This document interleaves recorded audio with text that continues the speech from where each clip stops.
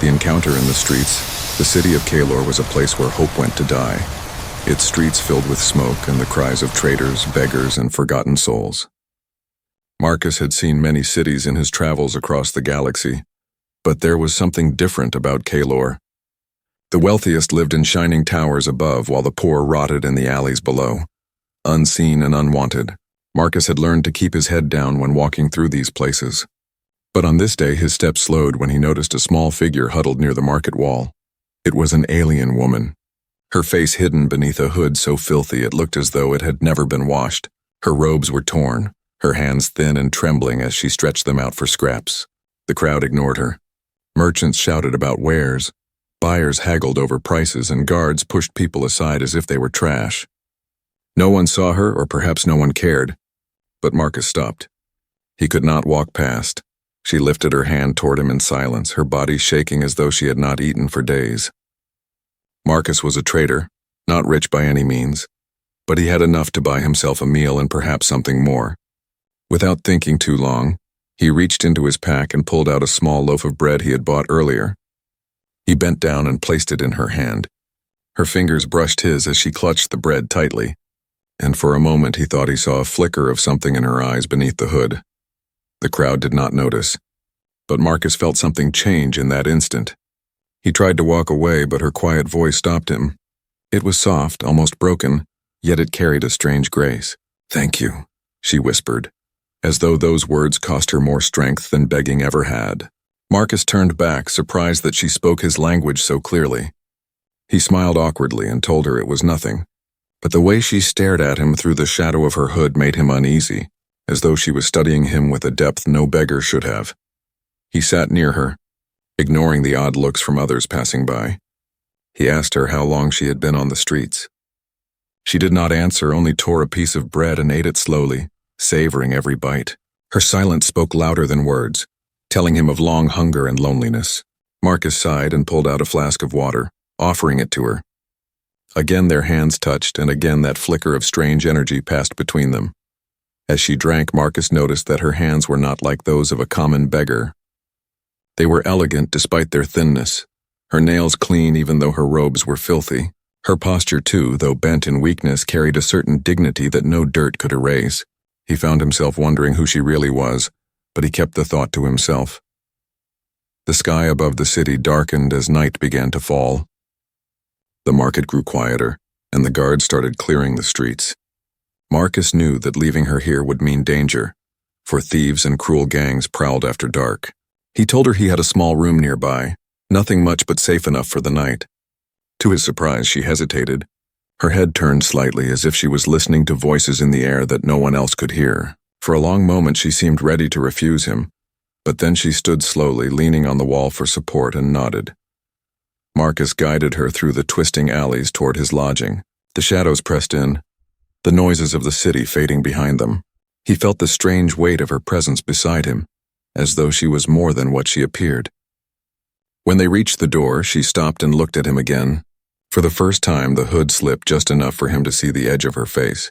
Her skin was not rough or scarred like that of the street poor, but smooth and luminous even beneath the dirt. Her eyes caught the dim light, glowing faintly with a color he had never seen before, a noble shade hidden under grime. Marcus blinked, and she quickly pulled the hood lower. But he had seen enough to know this woman was no ordinary beggar. His heart raced as he unlocked the door and let her inside, his mind already swirling with questions he dared not ask. He had no idea that this simple act of kindness would pull him into a storm that would shake the entire galaxy. Whispers of a hidden identity. The room Marcus rented was small, with cracked walls and a single bed that creaked at the slightest touch. A dim lamp flickered in the corner, filling the space with shadows that stretched across the floor. Marcus set a small chair by the bed and motioned for the alien woman to sit, but she refused and instead chose the floor, curling herself against the wall as if she was used to sleeping on stone. He gave her a blanket from his pack, and for a moment she looked at him in silence, her hood still covering most of her face. Marcus sat opposite her and studied the way she held herself. Her body seemed fragile, her hands trembling with exhaustion, yet there was something controlled in her movements, as though she was deliberately hiding her strength. He wanted to ask her name but sensed that pushing her too soon would close the fragile connection between them. Instead, he spoke about himself, about being a traveler from Earth, a world the galaxy often dismissed as weak and unimportant. She listened quietly, her eyes never leaving his face, and Marcus could not tell whether she was judging him or trying to understand him. When he mentioned Earth, she stirred slightly, her hand tightening on the blanket. It was a small reaction, but it caught Marcus's attention. Few aliens ever cared about humans, yet this woman's reaction felt deliberate. Before he could ask, she pulled the blanket tighter around her and looked away. Outside, the streets grew louder again as the night crowd filled the alleys with drunken songs and violent laughter. Marcus kept watch by the window, knowing that Kaelor after dark was no place for the weak. He noticed shadows moving too deliberately among the crowd. At first he thought they were common thieves, but their posture was disciplined, their movements too sharp. They were hunting, and his gut told him they were searching for someone. He glanced back at the woman and wondered if she was the prey. The following morning, the market was filled with strange whispers. Merchants spoke in hushed tones about an important fugitive hiding somewhere in the city. Some claimed it was a runaway noble. Others said it was a thief who had stolen something priceless from the Galactic Council. Rumors spread quickly, and Marcus could feel the unease hanging in the air. He bought some food and returned to the room, his mind heavy with questions. The woman was awake when he arrived, sitting with her hood drawn low. When he handed her bread and dried fruit, she accepted without a word, but her hands trembled slightly. Marcus finally asked if the rumors were connected to her, his voice steady but careful. For a long moment she said nothing. Then she lifted her head just enough for him to see the edges of her jaw and lips, far too refined for someone meant to be crawling in filth. She did not confirm his suspicion, yet she did not deny it either. That silence was enough for Marcus. He realized he was standing at the edge of something far greater than himself. If she was truly the one these hunters sought, then keeping her safe would bring him danger beyond anything he had ever known. Yet looking at her weakened figure, he could not bring himself to abandon her. Humanity had always been underestimated, cast aside by stronger alien races, and perhaps that was why he felt a connection to this mysterious woman. The day passed slowly. Marcus tried to act normal, moving about the market, listening for news, watching for signs of danger. He noticed the hunters again, their eyes scanning faces, their steps measured as they spread through the city. They questioned vendors and searched alleys, their armor marked with insignia he did not recognize. Every time Marcus caught sight of them, his chest tightened with unease. He knew they would eventually come too close. That evening, when he returned to the room, he found her standing by the window, staring out at the city with a distant expression. For the first time, she spoke more than a whisper. Her voice carried strength, though it was weighed with sorrow. She asked him why he had helped her, why a human would care for a beggar when the rest of the galaxy looked away. Marcus did not hesitate. He told her that no one deserved to be left alone to starve, that sometimes the smallest kindness mattered most, and that he did not care what others thought of humanity.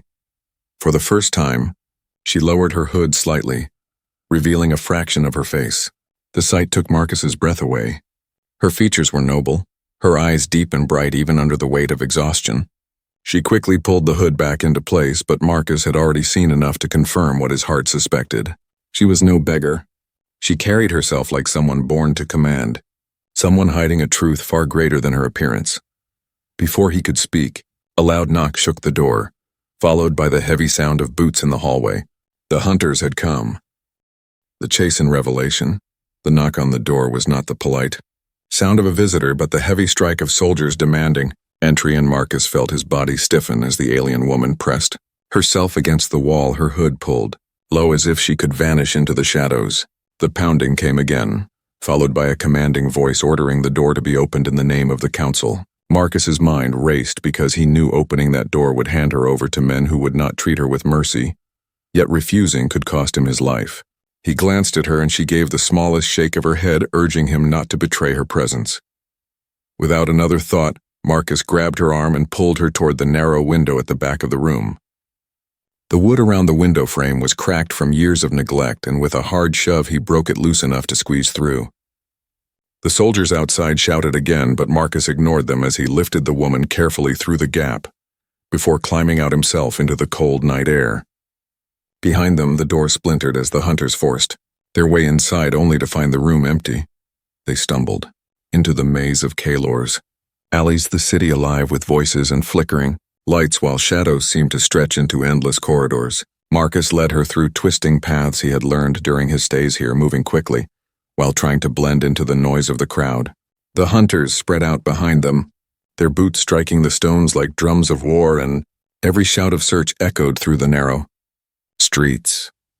The woman moved with surprising speed for someone so frail, her steps light and precise, but Marcus could see the exhaustion weighing on her with each turn. He guided her into an old storage house where broken crates and dust provided cover. For a moment they crouched in silence, the sound of soldiers passing just beyond the wall.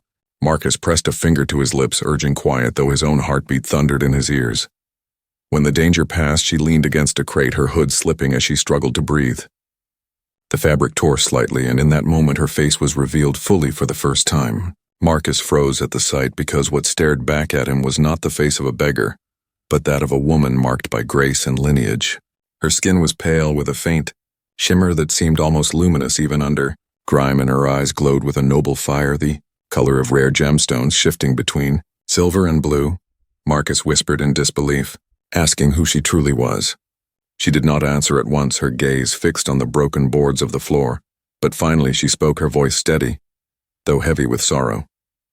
She told him her name was Serenia, and that once she had been princess of the Vailari Empire, heir to a throne that commanded vast fleets and respected across the stars. She had been believed dead after a council uprising that had shattered her family's rule. Now she was hunted by those who feared what her return might mean for the balance of power. Marcus felt his breath catch, because he had heard tales of the Vailari, though only as distant stories told by merchants who spoke of their beauty and influence.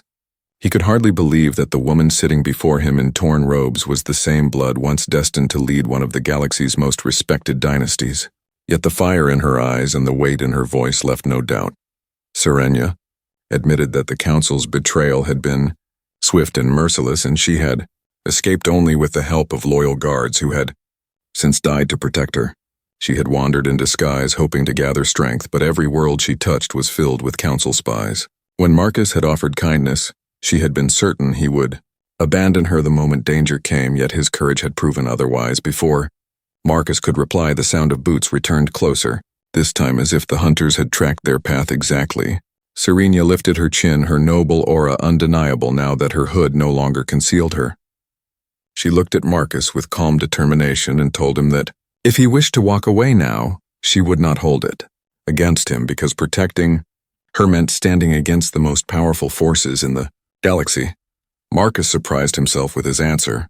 He told her that humanity had been mocked and underestimated by the council for too long, that he had seen them treat his people as weak and disposable, and that for once he would rather stand with someone who carried truth in her eyes than bow before the false power of those towers. His words seemed to touch her, for her lips curved into the faintest smile, a fragile but genuine expression that revealed the strength she still carried. The door of the storage house rattled and splinters flew as the hunters forced their way in. Marcus grabbed Serenia's hand, and together they burst through a side passage into the night, chased by shouts and the gleam of weapons. Their escape had only begun, and Marcus knew the galaxy would never be the same now that he had chosen her side. A broken throne, the night stretched endlessly as Marcus and Serenia fled through the alleys of Kalor with the hunters at their heels. Every turn seemed to lead into another trap, and every shadow seemed alive with danger. Marcus relied on instinct, guiding her toward the older parts of the city, where the lights of the towers did not shine, and where the stone walls carried scars from forgotten wars. When they finally stumbled into a ruined chapel half buried beneath collapsed streets, the silence felt like a gift. The hunters' voices echoed faintly in the distance, but for now they were safe. Inside the chapel, the air smelled of dust and ash. Broken statues lined the walls, and fragments of glass scattered across the floor caught the pale light of the moon. Serenia sat on a cracked bench, her hands shaking, though her face remained steady. Marcus lowered himself beside her, his body aching from the chase, but his mind still burning with the image of her revealed face. He wanted to understand, and he knew she could no longer hide the truth from him. Serenia took a long breath and spoke slowly, as if each word carried the weight of her people's history. She told Marcus that the Vailari Empire had once been strong not because of conquest, but because they were trusted mediators between countless alien worlds. Their wisdom and fairness had kept peace where war might have consumed entire sectors.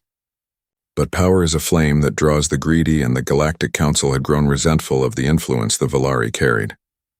The Council was meant to unite species, yet over the years, it had become a nest of corruption where votes were bought with bribes and armies were sold to the highest bidder.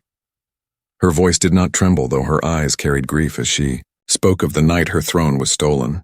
The Council accused her family of treason, fabricating lies that the Valari planned to dominate instead of mediate. Soldiers were sent under the cover of diplomacy, and blood was spilled in the very halls where peace had once been guarded. Serenia had been forced to flee while her parents and siblings fell to betrayal. She had wandered ever since, hiding her identity, waiting for a moment when she could reclaim her voice. Marcus listened in silence, his chest heavy with anger. He thought of humanity's place in this galaxy, mocked by the great powers, dismissed as primitives barely worthy of a seat at the council table. He remembered how many times humans had been used as labor for the ambitions of stronger species while their pleas went unheard. Listening to Serenia, he saw the same injustice magnified across worlds, and he felt a strange bond grow between them, born not from duty but from shared suffering. When Serenia finished speaking, she looked at him directly, her eyes shining like starlight. She asked him why he had not abandoned her when the hunters came, why he had chosen to risk himself for someone who to him was nothing but a stranger. Marcus's answer came without hesitation. He told her that he was tired of being treated as less than others, tired of watching good people crushed beneath the weight of power. He had helped her first out of kindness, but now he stayed because he believed she was more than a symbol of a fallen throne. She was proof that the galaxy could still change. Serenia's expression softened, though sorrow lingered in her gaze. She admitted that she had doubted humans, believing the Council's words that Earth was weak and its people unfit for true influence. But Marcus's courage had forced her to see otherwise. She told him that perhaps humanity carried a strength hidden beneath their scars, and that his act of kindness had opened a path she could no longer walk alone. As the night wore on, the sounds of the hunters grew distant, but the city itself seemed to hold its breath. Serenia explained that she could not remain hidden forever, because every day she lingered allowed the Council to grow stronger. She needed allies, and she needed someone who would speak for those ignored. She told Marcus that if he walked beside her, the Council would mark him as an enemy too. Yet together they could rally those who had lost faith and perhaps build something greater than an empire. Marcus stared at the ruined chapel around them, broken stones, fallen statues, shattered glass, and he realized it was a reflection of the galaxy itself, once beautiful, now ruined by corruption. He clenched his fists and told her that if she was willing to fight for something better, then he would stand with her no matter the cost. His words carried no grandeur, yet they rang with conviction, and Serenia bowed her head in acknowledgement, a princess, showing respect to a man who moments before had been a stranger. The dawn crept over Kalor, painting the sky in pale light. The hunters would not stop searching, and the Council's reach stretched far beyond this city. But in the broken chapel among ruins and dust, a promise had been made between a human traveler and a fallen princess. The galaxy did not know it yet, but its fate had begun to shift. Rise of the Forgotten, the promise made in the ruined chapel, became the spark that lit a fire within Marcus and Serenia, and though they were hunted, they began to move with purpose. Serenia spoke of old friends and loyalists scattered across the stars, people who had once believed in the Valari dream, but who had gone into hiding when the Council seized power. Many were afraid and many believed she was dead, yet her survival could reignite their courage. Marcus listened carefully to her words, and he knew that gathering such allies would be dangerous for both of them, but he also knew that without allies they would never stand a chance. Their first steps took them beyond Kalor into the Forgotten outskirts, where workers lived in squalor under the watch of council guards. These were people crushed by taxes and stripped of rights, people who had no reason to trust nobles or humans, yet when Serenia removed her hood and spoke, they listened. She told them she had once been a princess, but now she was one of them, hunted, betrayed, stripped of everything but her will to fight. Her voice carried pain and hope at the same time, and Marcus saw the workers' eyes change as though they were waking from a long sleep. Marcus too found his voice among them. He spoke not as a leader of armies, but as a human who had seen his people mocked and ignored. He told them that humanity had been called weak, yet they endured, that humans had been pushed aside, yet they kept rising again and again. His words were simple but raw, and the people nodded because they understood the strength of endurance. For the first time, Serenia and Marcus stood together not as beggar and traveler, but as symbols of resistance. News of their presence spread faster than they expected. Whispers reached smugglers who despised the council's trade laws, exiled soldiers who longed for honor, and refugees who had lost everything to corruption. Some came to see if the rumors were true that Serenia still lived, and when they saw her with their own eyes, many chose to stand with her.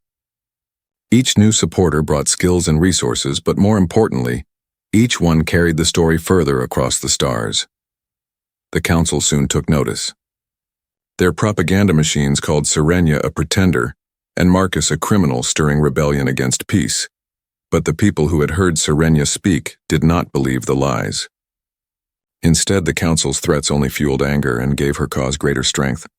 Small cells of resistance began to form on distant worlds, striking at supply lines and freeing prisoners.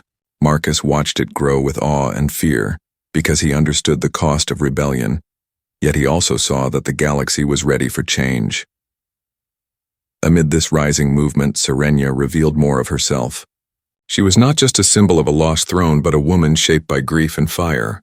She trained with those who came to her, sparring with blades and studying battle maps, her presence lifting the spirits of warriors who had once lost hope. Marcus stood at her side, learning from her even as he taught others the cunning strategies humans had long used to survive. They became partners in every sense, bound by trust forged in danger. One night in a hidden camp, Serenia addressed a gathering of rebels, their faces lit by the glow of fire. She spoke of a galaxy where no species was silenced, where no council decided who deserved freedom. She spoke of justice, not vengeance, and she declared that the forgotten would no longer bow. The crowd roared with belief, and Marcus felt his chest tighten because he knew they were no longer hiding, they were rising. The hunters who had once stalked them now faced not two fugitives but a growing army.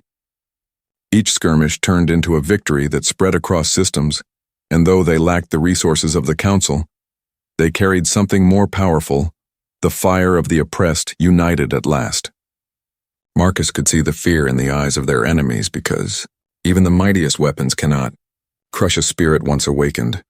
As their movement grew, Serenia began to be called not only princess but also flame of the forgotten, while Marcus was whispered about as the human shield, the one who stood unbroken at her side.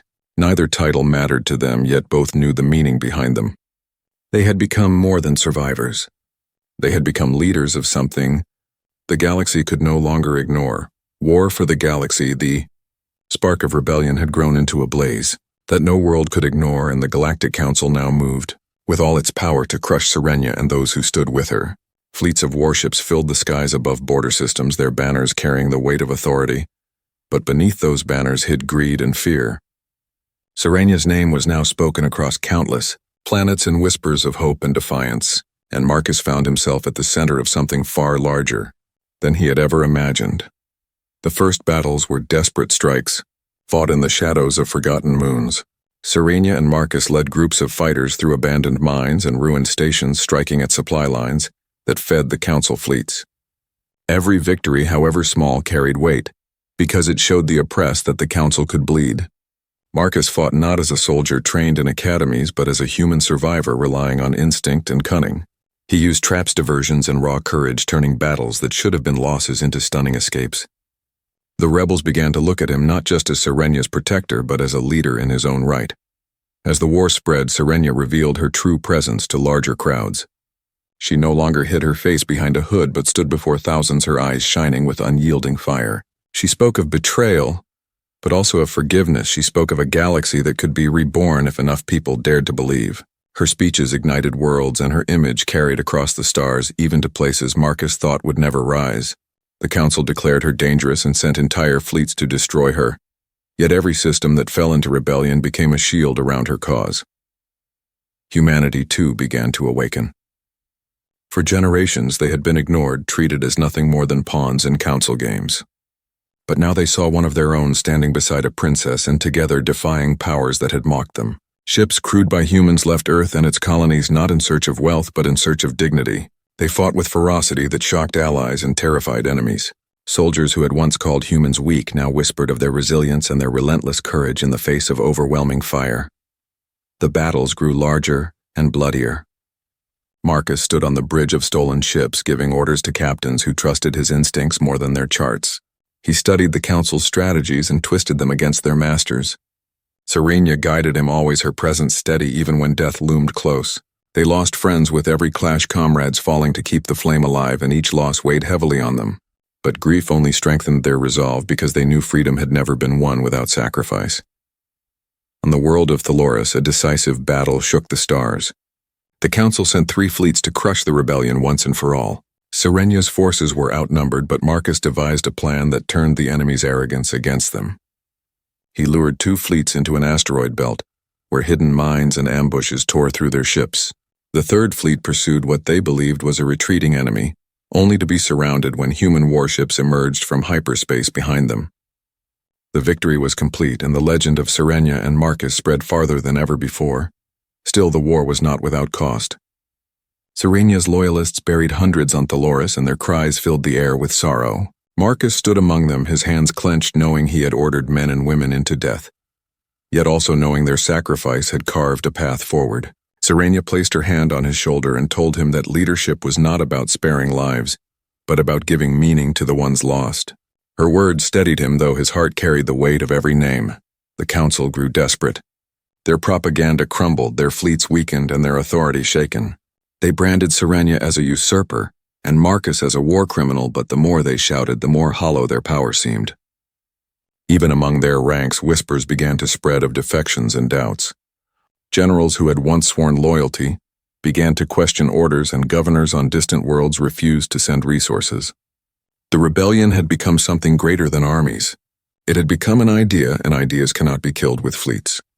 As the fires of war spread, Marcus and Serenia stood side by side, no longer fugitives, but leaders of a rising galaxy. They carried scars both seen and unseen, but their resolve was sharper than ever. They knew the final battle still lay ahead, the confrontation that would decide whether the galaxy would remain chained by corruption or rise to a new dawn. The council would not yield easily, but neither would they. The stage was set for a clash that would echo through history. A new dawn. Rebellion had reached its peak, and the galaxy trembled as the council gathered every fleet, every soldier, and every ounce of power they still held for one last attempt to crush Serenia and those who followed her. Their armadas filled the skies above the capital world of Vera, where towering spires touched the clouds, and the council chamber stood as a monument to centuries of dominance. Marcus and Serenia knew this was the moment when everything would be decided. Either the flame they had carried would blaze into a new future, or it would be snuffed out forever. The rebel fleet was smaller, yet it carried something the council no longer had. It carried belief. Men and women from forgotten worlds, exiles, outcasts, humans once ignored, now stood shoulder to shoulder, ready to fight, not for conquest, but for freedom. Marcus stood on the bridge of the flagship beside Serenia. The weight of countless eyes fell on them, and he felt the enormity of what they were about to face. He remembered the beggar in the streets of Kalor and how a loaf of bread had begun this journey. Now that same woman stood regal once more, though her crown was not of gold but of fire and courage. The battle began with thunder. The council unleashed waves of ships, their guns lighting the void with streams of fire. The rebels met them with fury. Human vessels darted into enemy lines with daring maneuvers, surprising even seasoned captains. Serenia commanded with calm authority, her voice steady as she directed fleets across the battlefield. Marcus fought not only with tactics but with instinct, turning chaos into opportunity. The clash raged for hours, the void filled with wreckage and cries, but neither side yielded. As the tide turned, Marcus ordered a strike directly at the capital spire, where the council sat in safety, while others bled for their greed. The rebels broke through the defense line and landed on the surface, their boots striking the marble avenues of Vera. Soldiers clashed in the streets, banners torn and flames rising as the city that had once been untouchable became a battlefield. Marcus fought through the gates, his blade cutting down armored guards, his heart pounding not with fear but with resolve. Serenia walked beside him, her presence like a beacon drawing allies forward, even in the darkest fire. At last they reached the great chamber. The council sat upon their high seats, still cloaked in arrogance, though fear flickered in their eyes. Serenia stepped forward, her voice echoing through the hall, declaring their reign broken, their lies exposed and their power finished. The council tried to silence her with threats, but Marcus raised his weapon and the rebels filled the chamber. No more words could hide the truth. The people had risen. The council's guards threw down their weapons one by one, and the chamber that had once been a place of corruption became a place of judgment. Serenia did not call for slaughter. She called for justice. She declared that the council would no longer hold chains over the galaxy, and that every species would have a voice free from fear. Her words were carried across the stars, broadcast to every world. For the first time in generations, the galaxy heard not decrees of greed, but promises of hope. The days that followed were filled with rebuilding. Serenia was named not Empress but Unifier, chosen to guide the creation of a new alliance built on fairness and trust.